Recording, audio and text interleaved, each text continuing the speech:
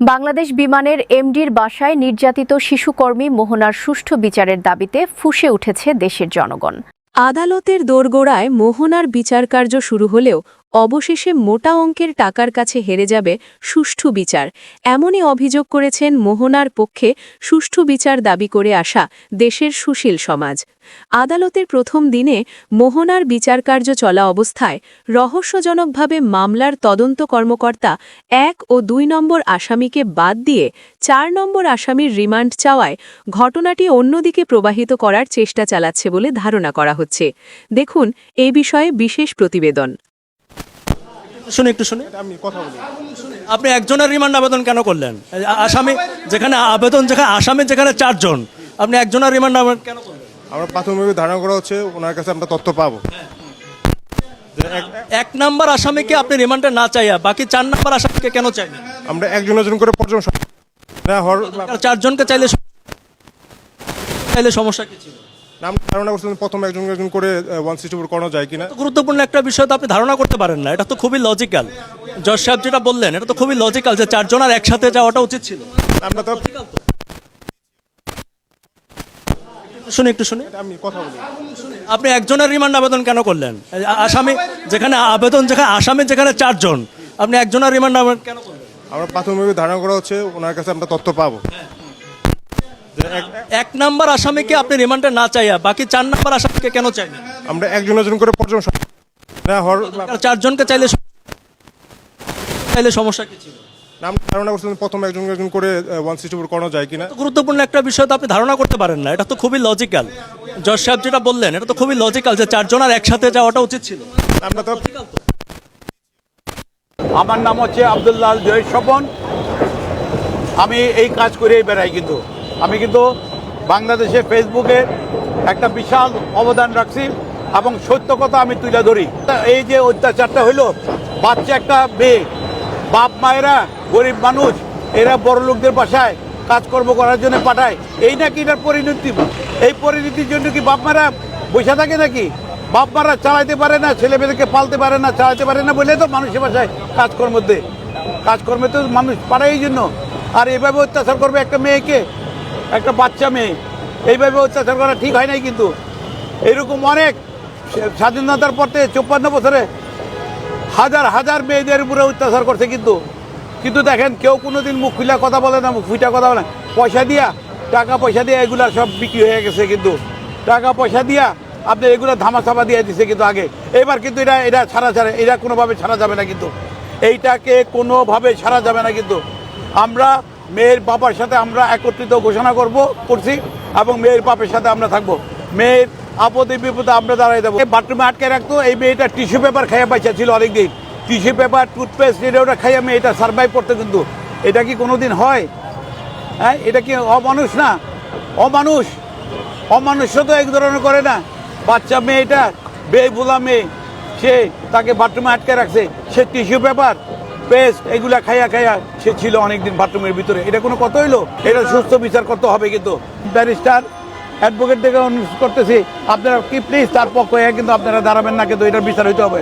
আর আমি আরেকটা অনুরোধ করব, যারা ম্যাজিস্ট্রেট, যারা জাজ, ওদেরকে আমি অনুরোধ করব, আপনারা কিন্তু তার কোনো কেস নেবেন না। কিন্তু আজকে শুনানির শেষ পর্যায়ে এসে আমরা জানতে পারলাম যে মামলার যে আয়ু, সে ৪ জনের রিমান্ড আবেদন করেনি।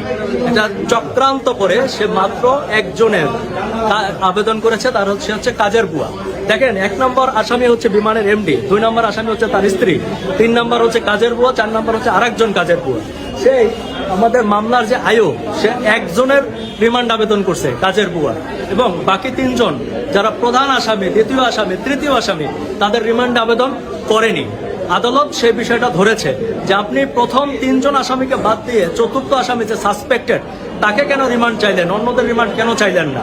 বলেছেন যে আমরা একে একে রিমান্ড চাইবো, মানে বুঝতে পারছেন যে তাদেরকে বাঁচানোর একটা চেষ্টা করা হচ্ছে। এবং আদালত বলেছে যে আপনি ৪ জনের রিমান্ড একসাথে চান, আগামীকালকে এটি নিয়ে আবার কথা হবে, আবার শুনানি হবে। আমরা খুবই অবাক, আমরা খুবই হতাশ, এবং দর্শক মণ্ডলী আপনাদেরকে জানাচ্ছি এই মামলার সুষ্ঠু বিচার হবে বলে আমার কাছে মনে হয়নি। আজকে আদালতের মধ্যে যা দেখলাম, একজন আইও যে চক্রান্তটা করলো উত্তরা পশ্চিম থানা থেকে প্রত্যক্ষভাবে একটি চক্রান্ত করা হচ্ছে এই আসামিদেরকে বাঁচানোর জন্য, এদেরকে রেহাই দেওয়ার জন্য। 2024 সালে 4 আগস্টে আমার ছেলে শহীদ গোলাম নাফিস ফার্মগেট পুলিশের গুলিতে শহীদ হন। আজকে আমরা রাস্তায় প্রতিটা বিচারের জন্য আমরা রাস্তায় আন্দোলন করছি, সংগ্রাম করছি। আমরা বিচারের জন্য কোনো অগ্রগতি হয় নাই এবং অন্তর্বর্তীকালীন সরকারের কাছে আমাদের বিনীত অনুরোধ থাকবে শহীদের পক্ষ থেকে, আহতের পক্ষ থেকে এই বিচারটা যেন সম্পূর্ণ করে যেতে পারে। এবং তার পাশাপাশি আজকে শিশু মোহনার যে ঘটনা ঘটেছে আপনারা দেখেছেন, সারা বাংলাদেশে এই ধরনের নির্যাতন আসলে একটা সাধারণ মানুষের পক্ষে সম্ভব না। মানুষ কতটুকু নিষ্ঠুর হলে এই সমস্ত অপকর্ম করতে পারে, আমরা তার শাস্তি কামনা করি। আইন মাফিক যেটা বিচার হয় তদন্ত সাপেক্ষে আমরা আইনের প্রতি শ্রদ্ধাশীল, যেন আইন প্রশাসন এই সমস্ত জিনিসগুলোকে দেখে তারা যেন একটা দৃষ্টান্তমূলক শাস্তির ব্যবস্থা করে, যাতে ওদের ভবিষ্যতে গরিব অসহায় মানুষের উপর যেন কোনো বড় লোক যাতে হাত দিতে না পারে। এবং তার পাশাপাশি আমি আর একটা কথা বলতে চাই, আজকে অবহেলার কারণে, বিভিন্ন সমস্যার কারণে এই সমস্ত শিশু নির্যাতিত হয়েছে, মারা ফেলা হয়েছে, বিভিন্ন ধরনের অপকর্মের সাথে জড়িত।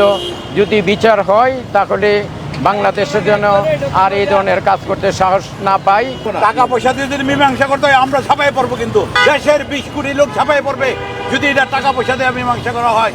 আমরা ছাড়বো না, কিন্তু এই ধরনের অত্যাচার, নারী নির্যাতন এইভাবে আমরা কোনোভাবে বরদাস্ত করবো না। কিন্তু আপনারা দেখবেন আমাদের দেশের সমাজে বিভিন্ন বাসা বাড়িতে শিশু গৃহকর্মী নির্যাতন বাড়তেই থাকবে।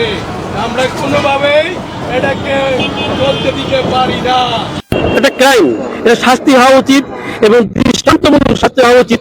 এই দৃষ্টান্ত দেখে মানুষ যেন অন্যান্য যারা আছে তারা একটা মেসেজ পায়, তাদের জীবনের প্রতি, গৃহকর্মীর প্রতি বা কাজের লোকের প্রতি কোনো অন্যায় বিচার না করে।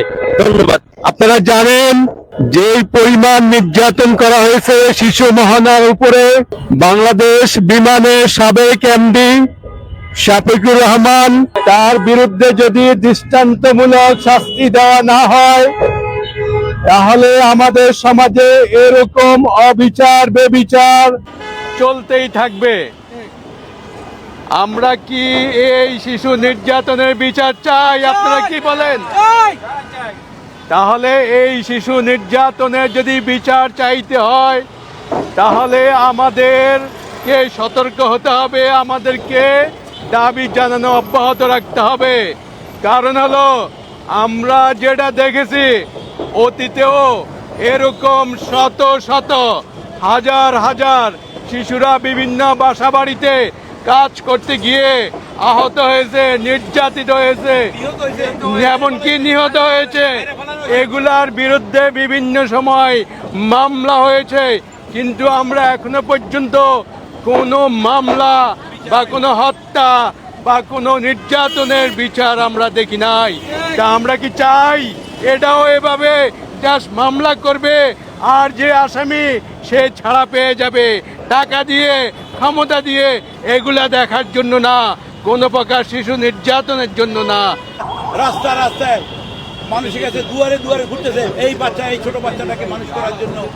হ্যাঁ, আর এই বাচ্চাটাকে জন্মের থেকে একটু বড় করে মানুষের বাসায় আপনি কাজে দে, মা বাচ্চাটাকে পালতে পারে না দেখে কাজে দে। আজকাল সে মায়ের বুকের সন্তানকে কিভাবে মায়েরা ফেলায়, কিভাবে আপনার অত্যাচার করে, এটা দেখেন। এটা আমরা বরদাস্ত করতে পারি না। ছোট থেকে বড় করে তার আমরা চাই না যে সন্তান খারাপ পথে যাক। এরা ভালো কামের কথা কয়ে নিয়ে যায়, যে খারাপ খারাপ কাজ করে। এটা তো মা একটা সন্তানদের চায় না যে এরকম করার জন্য। আমার বাসায়ও শিশু আছে, আমারও সন্তান আছে, প্রত্যেকের সন্তান আছে। যারা শিশু, যারা গরিব, ওরা একটু খাওয়ার জন্য, একটু ভালো থাকার জন্য কাজ করে। শিশু শ্রম তো আসলে ঠিক না, তারপরেও শিশু শ্রম করে পেটের দায়ে। সেইখানে যদি এত বড় মানের লোকজন এইভাবে অত্যাচার করে, এটা খুবই নিন্দনীয়। ভবিষ্যতে আমাদের দেশে যেই সরকার ব্যবস্থা আসবে, আমি চাইবো এই সরকার যেন এটাকে সম্পূর্ণ গুরুত্ব দিয়ে এটার বিধি করে, এবং এই যে কাজটা করেছে এটা যদি সত্যি হয়ে থাকে, ওনারা যদি এটা করে থাকে, ওনার অবশ্যই ফাঁসি দাবি করি আমি। এবং একটা শাস্তি যদি হতো, আসলে এই ধরনের কোনো অন্যায় শাস্তি হয় না আমাদের বাংলাদেশে। 5 বছরের শিশুও ধর্ষণ হয়, 8 বছরের বাচ্চাও ধর্ষণ হয়, কিন্তু আসলে বিচার না হয় না বলেই আজকে এই অবস্থা। উনি 40 বছর ধরে বিভিন্ন বাসা বাড়িতে কাজ করেন। 40 বছর কাজ করেও ওনার যেটা অভিযোগ, এখনো পর্যন্ত ওনাকে মানুষ হিসাবে গণ্য করতেছে না। উনি যে 40 বছর ধরে কাজ করে যাচ্ছেন বিভিন্ন বাসা বাড়িতে, উনি যে একজন শ্রমিক, এই ন্যূনতম অধিকার এই রাষ্ট্র দিতে পারতেছে না কেন? তা আমি রাষ্ট্রের সকল মানুষকে এবং বর্তমান যে সরকার আছে, আগামীতে যে সরকার আসবে, যারা গৃহে কাজ করেন, গৃহকর্মী, তাদেরকে অবশ্যই শ্রমিকের মর্যাদা দিতে হবে। এখনো পর্যন্ত দেশের লক্ষ লক্ষ গৃহকর্মী বাসায় কাজ করে, কিন্তু এদেরকে এখনো পর্যন্ত শ্রমিক হিসাবে গণ্য করা হচ্ছে না। তো বর্তমান সরকার এবং কয়েকদিন পরে যে সরকার আসবে, তাদেরকে অবশ্যই যারা গৃহে কাজ করে তাদেরকে শ্রমিকের মর্যাদা এবং শ্রমিক করে আইন করতেই হবে। 2 নম্বর, রাষ্ট্রের যারা জনগণ আছেন তাদেরকে মনে রাখতে হবে, এই সমাজে একেবারে নিচের কাছ থেকে রাষ্ট্রপতি পর্যন্ত প্রত্যেকে দেশের জনগণ, এই প্রত্যেককে মানুষ হিসেবে গণ্য করতে হবে এবং মানুষ হিসেবে গণ্য করে তাদের অধিকার দিতে হবে। জাতিগতভাবে আমাদের এক রকমের ব্যর্থতা। আমরা মৌখিকভাবে অনেক সময় বৈষম্যহীনতার কথা বলি, সাম্যের কথা বলি, সম অধিকারের কথা বলি, কিন্তু মোহনার ক্ষেত্রে আমরা দেখতে পাচ্ছি যে চরম একটা ব্যর্থতা আমাদের। মোহনার বাবার অর্থনৈতিক হয়তো সমস্যা আছে, কিন্তু সরকার, ওর যে বয়সটা 11 বছরের মতো বয়স, এই বয়সে তো বাচ্চারা স্কুলে যায়, সরকার তাদের ফ্রি শিক্ষার ব্যবস্থা করে রাখছে।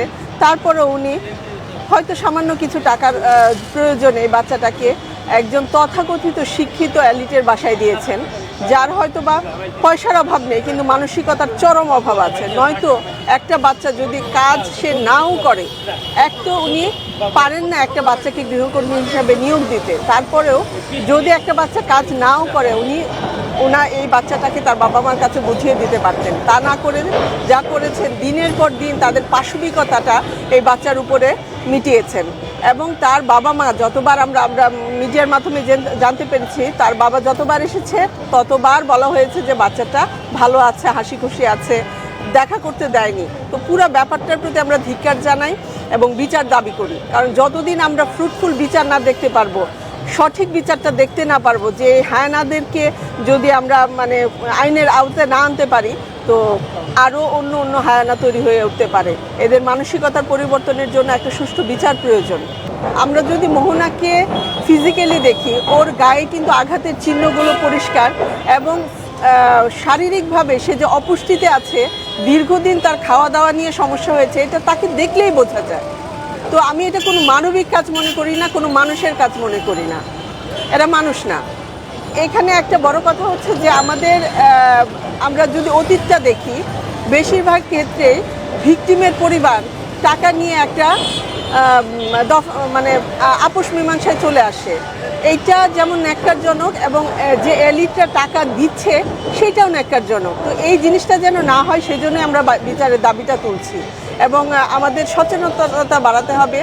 এই গরিব পরিবার যেগুলো আছে, তাদের সন্তানদের জন্য তাদের যেমন মায়া আছে, মায়া থাকলেই হবে না, দায়িত্ববোধটাও যেন পিতামাতা সমান তালে গড়ে ওঠে, সেটা নিয়ে আমাদের আসলে কাজ করতে হবে। আর বাবা মাদের আরও সতর্ক হতে হবে নিজের সন্তানের বিষয়ে।